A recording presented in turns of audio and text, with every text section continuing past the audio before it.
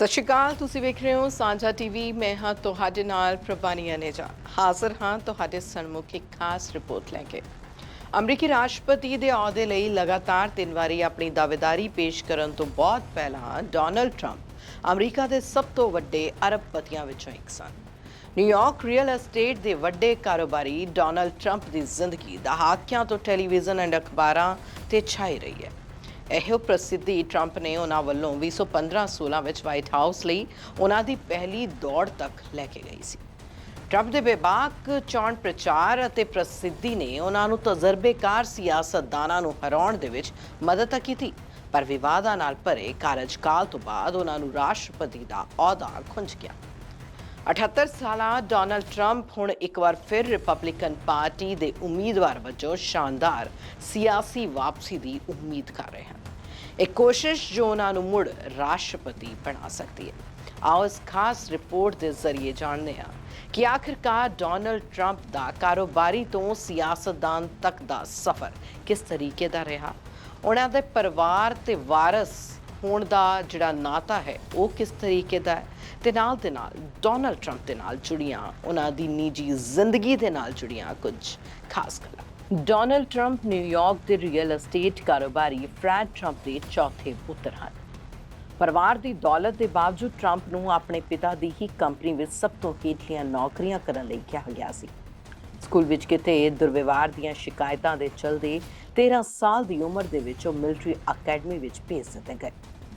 ਪੈਨਿਨਸੁਲਾ university ਦੇ ਵਾਟਨ school ਤੋਂ degree ਹਾਸਲ ਕਰਨ ਤੋਂ ਬਾਅਦ ਜਦੋਂ ਉਹਨਾਂ ਦੇ ਵੱਡੇ ਭਰਾ ਫਰੈਡ ਨੇ ਪਾਇਲਟ ਬਣਨ ਦਾ ਫੈਸਲਾ ਲਿਆ ਤਾਂ ਟਰੰਪ ਆਪਣੇ ਪਿਤਾ ਦੇ ਕਾਰੋਬਾਰ ਦਾ ਵਾਰਸ ਬਣ ਗਏ।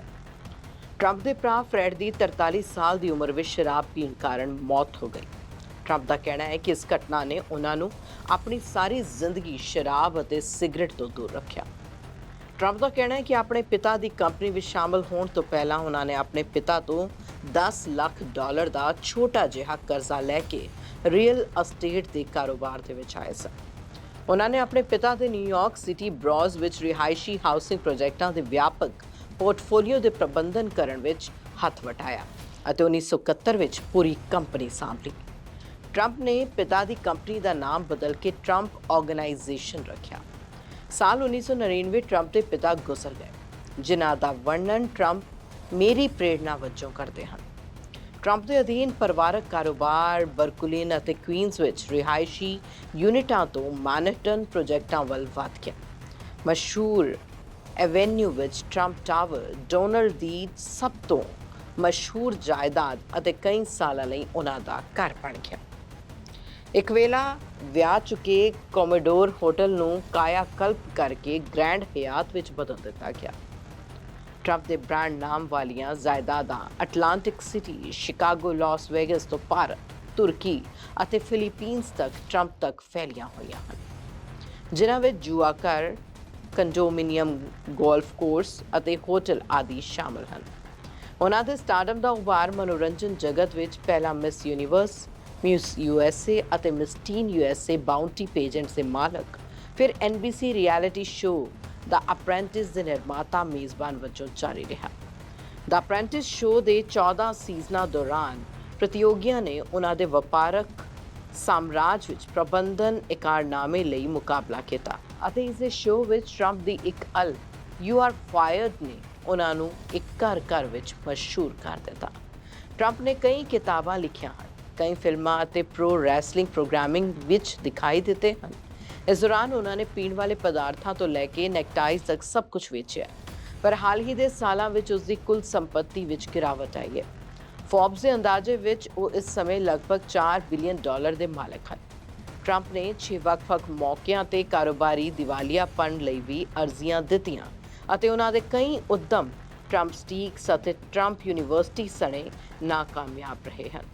ਇਲਜ਼ਾਮ ਹੈ ਕਿ ਉਹਨਾਂ ਨੇ ਆਪਣੀ ਟੈਕਸ ਜਾਣਕਾਰੀ ਨੂੰ ਜਾਂਚ ਤੋਂ ਵੀ ਲੁਕੋਇਆ ਹੈ ਅਤੇ ਨਿਊਯਾਰਕ ਟਾਈਮਜ਼ ਦੀ 2020 ਵਿੱਚ ਛਪੀ ਇੱਕ ਰਿਪੋਰਟ ਮੁਤਾਬਕ ਉਹਨਾਂ ਨੇ ਕਈ ਸਾਲਾਂ ਦੇ ਆਮਦਨ ਕਰ ਅਤੇ ਖਾਸੇ ਵਿੱਤੀ ਨੁਕਸਾਨ ਨੂੰ ਵੀ ਲੁਕਾਇਆ ਹੈ। ਟਰੰਪ ਦੀ ਨਿੱਜੀ ਜ਼ਿੰਦਗੀ ਨੇ ਵਾਧੂ ਸੁਰਖੀਆਂ ਬਟੋਰੀਆਂ ਹਨ। ਉਹਨਾਂ ਦੀ ਪਹਿਲੀ ਤੇ ਸ਼ਾਇਦ ਸਭ ਤੋਂ ਮਸ਼ਹੂਰ ਪਤਨੀ ਇਵਾਨਾ ਜ਼ੈਲਨਿਕੋਵਾ ਸਨ, ਜੋ ਕਿ ਇੱਕ ਚੈਕ ਖਿਡਾਰੀ ਅਤੇ ਮਾਡਲ ਸੀ। ਇਹਨਾਂ ਦੇ 3 ਬੱਚੇ ਡੋਨਲਡ ਜੂਨੀਅਰ, ਇਵਾਂਗਾ ਅਤੇ ਐਰਿਕ ਹਨ। ਜੋੜੇ ਦਾ 1990 ਵਿੱਚ ਤਲਾਕ ਹੋ ਗਿਆ ਸੀ। ਉਹਨਾਂ ਦੀ ਅਦਾਲਤੀ ਲੜਾਈ ਅਖਬਾਰੀ ਗੱਪਸ਼ਪ ਦਾ ਹਿੱਸਾ ਰਹੀ। ਇਵਾਨਾ ਵੱਲੋਂ ਟਰੰਪ ਉੱਤੇ ਲਾਏ ਗਏ ਘਰੇਲੂ ਸ਼ੋਸ਼ਣ ਦੇ ਇਲਜ਼ਾਮ, ਜਿਨ੍ਹਾਂ ਬਾਰੇ ਬਾਅਦ ਵਿੱਚ ਉਹਨਾਂ ਨੇ ਕੁਝ ਨਰਮੀ ਵੀ ਵਰਤੀ। ਟਰੰਪ ਉੱਤੇ ਬਣ ਰਹੀ ਨਵੀਂ ਫਿਲਮ ਦਾ ਵਿਸ਼ਾ ਸਮੱਗਰੀ ਹੈ। ਇਹ ਟਰੰਪ ਨੇ ਮਾਰਲਾ ਮੈਪਲਸ ਨਾਲ 1993 ਵਿੱਚ ਵਿਆਹ ਕਰਵਾਇਆ। ਇਸ ਵਿਆਹ ਤੋਂ 2 ਮਹੀਨੇ ਪਹਿਲਾਂ ਹੀ ਦੋਵਾਂ ਦੀ ਇਕਲੌਤੀ ਸੰਤਾਨ ਟਿਫਨੀ ਦਾ ਜਨਮ ਹੋਇਆ ਸੀ। ਸਾਲ 1999 ਵਿੱਚ ਦੋਵੇਂ ਵੱਖ ਹੋ ਗਏ। ਟਰੰਪ ਦੀ ਮੌਜੂਦਾ ਪਤਨੀ ਸਲੋਵੇਨੀਅਨ ਮਾਡਲ ਮੈਲੇਨੀਆ ਕਨਾਉਸ ਹਨ। ਦੋਵਾਂ ਦਾ 2005 ਵਿੱਚ ਵਿਆਹ ਹੋਇਆ ਅਤੇ ਇੱਕ ਬੇਟਾ ਬੈਰੋਨ ਵਿਲੀਅਮ ਟਰੰਪ ਹੈ, ਜੋ ਹਾਲ ਹੀ ਵਿੱਚ 18 ਸਾਲ ਦਾ ਹੋਇਆ। ਟਰੰਪ ਉੱਤੇ ਵਿਆਹ ਤੋਂ ਬਾਹਰ ਰਿਸ਼ਤਿਆਂ ਅਤੇ ਦੁਰਾਚਾਰ ਦੇ ਇਲਜ਼ਾਮ ਅਕਸਰ ਲੱਗਦੇ ਰਹਿੰਦੇ ਹਨ। ਇਸੇ ਸਾਲ 2 ਵੱਖ-ਵੱਖ ਅਦਾਲਤਾਂ ਨੇ ਕਿਹਾ ਕਿ ਟਰੰਪ ਨੇ ਲੇਖਕ ਜਿਆਨ ਕੈਰੋਲ ਵੱਲੋਂ ਲਾਏ ਗਏ ਜਿਨਸੀ ਹਮਲੇ ਦੇ ਇਲਜ਼ਾਮਾਂ ਤੋਂ ਮੁਕਰ ਕੇ ਉਹਨਾਂ ਬਦਨਾਮੀ ਕੀਤੀ ਹੈ। ਅਦਾਲਤ ਨੇ ਮੁਆਵਜ਼ੇ ਵਜੋਂ ਜਿਆਨ ਨੂੰ $88 ਮਿਲੀਅਨ ਦੇਣ ਦਾ ਹੁਕਮ ਦਿੱਤਾ ਹੈ।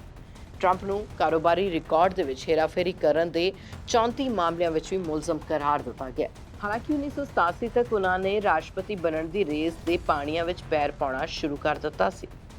ਉਹਨਾਂ ਨੇ ਪਹਿਲਾਂ ਸਾਲ 2000 ਦੀਆਂ ਚੋਣਾਂ ਦੌਰਾਨ ਰਿਫਾਰਮ ਪਾਰਟੀ ਵੱਲੋਂ ਅਤੇ ਫਿਰ 2012 ਵਿੱਚ ਰਿਪਬਲਿਕਨ ਪਾਰਟੀ ਵੱਲੋਂ ਦਾਅਵੇਦਾਰੀ ਕੀਤੀ। ਅਮਰੀਕਾ ਵਿੱਚ ਸਾਬਕਾ ਰਾਸ਼ਟਰਪਤੀ ਬਰਾਕ ਓਬਾਮਾ ਦੇ ਅਮਰੀਕਾ ਵਿੱਚ ਪੈਦਾ ਹੋਣ ਬਾਰੇ ਇੱਕ ਸਾਜ਼ਿਸ਼ੀ ਸਿਧਾਂਤ ਪ੍ਰਚਲਿਤ ਹੈ, ਜਿਸ ਨੂੰ ਬਰਥਰਿਜ਼ਮ ਕਿਹਾ ਜਾਂਦਾ ਹੈ। ਟਰੰਪ ਇਸ ਦੀ ਖੁੱਲ੍ਹ ਕੇ ਹਮਾਇਤ ਕਰਦੇ ਰਹੇ ਹਨ। ਹਾਲਾਂਕਿ ਇਹ ਸਿਧਾਂਤ 2016 ਵਿੱਚ ਝੂਠਾ ਸਾਬਤ ਹੋ ਗਿਆ ਸੀ, ਪਰ ਟਰੰਪ ਨੇ ਕਦੇ ਇਸ ਲਈ ਮਾਫੀ ਨਹੀਂ ਮੰਗੀ। ਜੂਨ 2025 ਵਿੱਚ ਟਰੰਪ ਨੇ ਵਾਈਟ ਹਾਊਸ ਲਈ ਆਪਣੀ ਰਸਮੀ ਦਾਅਵੇਦਾਰੀ ਪੇਸ਼ ਕੀਤੀ। ਉਹਨਾਂ ਨੇ ਕਿਹਾ ਕਿ ਅਮਰੀਕੀ ਸੁਪਨਾ ਮਰ ਚੁੱਕਿਆ, ਪਰ ਉਹ ਇਸ ਨੂੰ ਮੁੜ ਸੁਰਜੀਤ ਕਰਨਗੇ। ਉਹਨਾਂ ਨੇ ਆਪਣੀ ਸੰਪਤੀ ਅਤੇ ਦੌਲਤ ਦਾ ਲਗਾਤਾਰ ਮੁਜ਼ਾਹਰਾ ਕੀਤਾ। ਮੈਕਸੀਕੋ ਉੱਤੇ ਨਸ਼ੇ, ਅਪਰਾਧ ਅਤੇ ਬਲਾਤਕਾਰੀ ਅਮਰੀਕਾ ਘੱਲਣ ਦਾ ਇਲਜ਼ਾਮ ਲਾਇਆ। ਉਹਨਾਂ ਨੇ ਕਿਹਾ ਕਿ ਅਮਰੀਕਾ ਦੇ ਮੈਕਸੀਕੋ ਨਾਲ ਲੱਗਦੇ ਬਾਰਡਰ ਉੱਤੇ ਉਹ ਜੋ ਕੰਧ ਬਣਾ ਰਹੇ ਹਨ, ਉਸ ਲਈ ਪੈਸੇ ਦੀ ਭਰਪਾਈ ਉਹ ਮੈਕਸੀਕੋ ਤੋਂ ਕਰਾਉਣਗੇ। ਉਹਨਾਂ ਦੀਆਂ ਨੀਤੀਆਂ ਅਤੇ ਬਿਆਨਾਂ ਕਾਰਨ ਉਹਨਾਂ ਦੇ ਪ੍ਰਸ਼ੰਸਕ ਅਤੇ ਵਿਰੋਧੀ ਇੱਕੋ ਮਿਕਦਾਰ ਵਿੱਚ ਹਨ। ਅਮਰੀਕਾ ਨੂੰ ਮੁੜ ਮਹਾਨ ਬਣਾਉਣ ਦੇ ਨਾਅਰੇ ਨਾਲ ਉਹਨਾਂ ਨੇ ਰਿਪਬਲਿਕਨ ਪਾਰਟੀ ਵਿੱਚ ਆਪਣੇ ਵਿਰੋਧੀਆਂ ਨੂੰ ਸੌਖਿਆਂ ਹੀ ਖੁੰਝੇ ਲਾ ਦਿੱਤਾ ਅਤੇ ਡੈਮੋਕ੍ਰੇਟ ਹਿਲੇਰੀ ਕਲਿੰਟਨ ਨੂੰ ਮੁਕਾਬਲਾ ਦਿੱਤਾ। ਇਲਜ਼ਾਮ ਤਰਾਸ਼ੀਆਂ ਦੇ ਬਾਵਜੂਦ ਟਰੰਪ ਚੋਣਾਂ ਜਿੱਤ ਗਏ। ਆਖਰ ਇੱਕ ਸੀਨੀਅਰ ਵਿਰੋਧੀ ਨੂੰ ਪਛਾੜਦੇ ਹੋਏ ਉਹਨਾਂ ਨੇ 20 ਜਨਵਰੀ 2017 ਨੂੰ ਅਮਰੀਕਾ ਦੇ 45ਵੇਂ ਰਾਸ਼ਟਰਪਤੀ ਵਜੋਂ ਸਹੁੰ ਚੁੱਕੀ। ਅਹੁਦਾ ਸੰਭਾਲਣ ਤੋਂ ਕੁਝ ਘੰਟਿਆਂ ਦੇ ਅੰਦਰ ਹੀ ਆਪਣੇ ਬਿਆਨਾਂ ਕਾਰਨ ਚਰਚਾ ਵਿੱਚ ਆ ਗਏ। ਉਹ ਟਵਿੱਟਰ ਉੱਤੇ ਹੀ ਰਸਮੀ ਐਲਾਨ ਕਰਦੇ ਅਤੇ ਵਿਦੇਸ਼ੀ ਆਗੂਆਂ ਨਾਲ ਬਹਿਸਣ ਲੱਗਦੇ ਸਨ। ਉਹਨਾਂ ਨੇ ਬਦਲ ਰਹੇ ਆਲਮੀ ਵਾਤਾਵਰਣ ਬਾਰੇ ਕੌਮਾਂਤਰੀ ਸਮਝੌਤਿਆਂ ਤੋਂ ਅਮਰੀਕਾ ਨੂੰ ਬਾਹਰ ਖਿੱਚਿਆ। 7 ਮੁਸਲਿਮ ਬਹੁਗਿਣਤੀ ਮੁਲਕਾਂ ਤੋਂ ਲੋਕਾਂ ਦੇ ਅਮਰੀਕਾ ਆਉਣ ਉੱਤੇ ਰੋਕ ਲਗਾ ਦਿੱਤੀ। ਚੀਨ ਨਾਲ ਟ੍ਰੇਡ ਵਾਰ ਸ਼ੁਰੂ ਕੀਤੀ। ਮੱਧ ਪੂਰਬ ਦੇ ਦੇਸ਼ਾਂ ਨਾਲ ਅਮਰੀਕਾ ਦੇ ਰਿਸ਼ਤਿਆਂ ਨੂੰ ਨਵਾਂ ਮੁਹਾਂਦਰਾ ਦਿੱਤਾ।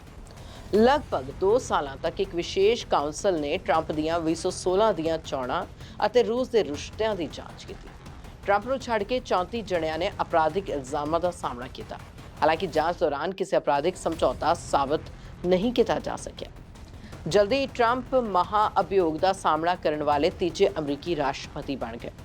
ਉਹਨਾਂ ਉੱਤੇ ਵਿਦੇਸ਼ੀ ਸਰਕਾਰਾਂ ਉੱਤੇ ਆਪਣੇ ਵਿਰੋਧੀ ਜੋ ਬਾਈਡਨ ਨੂੰ ਖਿਲਾਫ ਦਬਾਅ ਪਾਉਣ ਦੇ ਇਲਜ਼ਾਮ ਸਨ। ਡੈਮੋਕ੍ਰੇਟ ਬਹੁਮਤ ਵਾਲੇ ਹਾਊਸ ਆਫ ਰਿਪਰੈਜ਼ੈਂਟੇਟਿਵਸ ਨੇ ਉਹਨਾਂ ਨੂੰ ਮੁਲਜ਼ਮ ਮੰਨਿਆ, ਪਰ ਰਿਪਬਲਿਕਨ ਬਹੁਮਤ ਵਾਲੇ ਸੈਨੇਟ ਨੇ ਉਹਨਾਂ ਨੂੰ ਬਰੀ ਕਰ ਦਿੱਤਾ। ਉਹਨਾਂ ਦੀਆਂ ਸਾਲ 2020 ਦੀਆਂ ਚੋਣਾਂ ਵਿੱਚ ਕਰੋਨਾ ਵਾਇਰਸ ਦਾ ਮੁੱਦਾ ਭਾਰੂ ਰਿਹਾ। ਅਮਰੀਕਾ ਵਿੱਚ ਕਰੋਨਾ ਵਾਇਰਸ ਨਾਲ ਨਜਿੱਠਣ ਦੀ ਉਹਨਾਂ ਦੀ ਨੀਤੀ ਦੀ ਤਿੱਖੀ ਆਲੋਚਨਾ ਹੋਈ। ਅਮਰੀਕਾ ਵਿੱਚ ਕਰੋਨਾ ਵਾਇਰਸ ਕਾਰਨ ਦੁਨੀਆ ਭਰ ਵਿੱਚ ਸਭ ਤੋਂ ਜ਼ਿਆਦਾ ਮੌਤਾਂ ਹੋਈਆਂ ਸਨ। ਅਕਤੂਬਰ ਵਿੱਚ ਖੁਦ ਨੂੰ ਕੋਵਿਡ ਦੀ ਲਾਗ ਹੋ ਜਾਣ ਕਾਰਨ ਉਹਨਾਂ ਨੂੰ ਸੁਣਵਾਈ ਤੋਂ ਛੋੜ ਦਿੱਤੇ ਗਏ। ਇਸ ਦੇ ਬਾਵਜੂਦ ਉਹਨਾਂ ਨੂੰ ਰਾਸ਼ਟਰਪਤੀ ਚੋਣਾਂ ਵਿੱਚ 74 ਮਿਲੀਅਨ ਵੋਟਾਂ ਮਿਲੀਆਂ, ਜੋ ਕਿ ਕਿਸੇ ਵੀ ਮੌਜੂਦਾ ਰਾਸ਼ਟਰਪਤੀ ਨੂੰ ਮਿਲੀਆਂ ਵੋਟਾਂ ਨਾਲੋਂ ਜ਼ਿਆਦਾ ਸਨ। ਲੇਕਿਨ ਉਹ ਆਪਣੇ ਵਿਰੋਧੀ ਜੋ ਬਾਈਡਨ ਤੋਂ 7 ਮਿਲੀਅਨ ਵੋਟਾਂ ਦੇ ਨਾਲ ਹਾਰ ਗਏ। ਨਵੰਬਰ 2020 ਤੋਂ ਜਨਵਰੀ 2021 ਤੱਕ ਉਹਨਾਂ ਨੇ ਚੋਣਾਂ ਵਿੱਚ ਹੇਰਾਫੇਰੀ ਦੇ ਇਲਜ਼ਾਮ ਲਾਏ, ਜਿਨ੍ਹਾਂ ਨੂੰ 60 ਤੋਂ ਜ਼ਿਆਦਾ ਅਦਾਲਤੀ ਮੁਕੱਦਮਿਆਂ ਵਿੱਚ ਖਾਰਜ ਕਰ ਦਿੱਤਾ ਗਿਆ। ਨਤੀਜੇ ਸਵੀਕਾਰ ਕਰਨ ਤੋਂ ਆਕੀ ਟਰੰਪ ਨੇ ਵਾਸ਼ਿੰਗਟਨ ਵਿੱਚ 6 ਜਨਵਰੀ ਨੂੰ ਆਪਣੇ ਹਮਾਇਤੀਆਂ ਦਾ ਇਕੱਠ ਸੱਦਿਆ। ਉਹਨਾਂ ਨੇ ਆਪਣੇ ਹਮਾਇਤੀਆਂ ਨੂੰ ਬਾਈਡਨ ਦੀ ਜਿੱਤ ਇੱਕ ਧੋਖਾ ਕਰਾਰ ਦਿੰਦੇ ਹੋਏ ਕੈਪੀਟਲ ਹਿੱਲ ਇਮਾਰਤ ਦਾ ਘਿਰਾਓ ਕਰਨ ਦਾ ਸੱਦਾ ਦਿੱਤਾ। ਇਹ ਰੈਲੀ ਇੱਕ ਦੰਗੇ ਦਾ ਰੂਪ ਧਾਰਨ ਕਰ ਗਈ ਅਤੇ ਉਹਨਾਂ ਦੇ ਆਪਣੇ ਉਪ ਰਾਸ਼ਟਰਪਤੀ ਨੂੰ ਖਤਰੇ ਵਿੱਚ ਪਾ ਦਿੱਤਾ। ਇਸ ਕਾਰਨ ਉਹਨਾਂ ਨੂੰ ਦੂਜੇ ਮਹਾਭਿਯੋਗ ਦਾ ਸਾਹਮਣਾ ਕਰਨਾ ਪਿਆ। ਇੱਥੇ ਫਿਰ ਸੈਨੇਟ ਨੇ ਉਹਨਾਂ ਨੂੰ ਬਰੀ ਕਰ ਦਿੱਤਾ। ਫਿਲਹਾਲ ਉਹ 2 ਅਪਰਾਧਿਕ ਮੁਕੱਦਮਿਆਂ ਦਾ ਸਾਹਮਣਾ ਕਰ ਰਹੇ ਹਨ। ਕੈਪੀਟਲ ਹਿਲਸ ਦੀ ਘਟਨਾ ਤੋਂ ਬਾਅਦ ਲੱਗਿਆ ਉਹਨਾਂ ਦੇ ਸਿਆਸੀ ਜੀਵਨ ਦਾ ਖਤਮ ਹੋ ਗਿਆ। ਲੱਗਿਆ ਕਿ ਦਾਨ ਕਰਨ ਵਾਲੇ ਅਤੇ ਹਮਾਇਤੀ ਇਸ ਘਟਨਾ ਤੋਂ ਬਾਅਦ ਉਹਨਾਂ ਦੇ ਪਿੱਛੇ ਕਦੇ ਇਕੱਠੇ ਨਹੀਂ ਹੋਣਗੇ, ਲੇਕਿਨ ਉਹਨਾਂ ਦੇ ਹਮਾਇਤੀ ਅਜੇ ਵੀ ਉਹਨਾਂ ਦੇ ਨਾਲ ਖੜੇ ਸਨ। ਉਹਨਾਂ ਨੇ ਆਪਣੇ ਵਾਰਸ ਦੇ ਐਲਾਨ ਵਿੱਚ ਸ਼ਾਮਲ ਹੋਏ। ਉਹ ਆਪਣੇ ਪਰਿਵਾਰ ਨਾਲ ਫਲੋਰੀਡਾ ਚਲੇ ਗਏ। ਇਸ ਦੇ ਚਲਦਿਆਂ ਰਿਪਬਲਿਕਨ ਪਾਰਟੀ ਵਿੱਚ ਉਹਨਾਂ ਦਾ ਰਸੂਖ ਬਰਕਰਾਰ ਰਿਹਾ।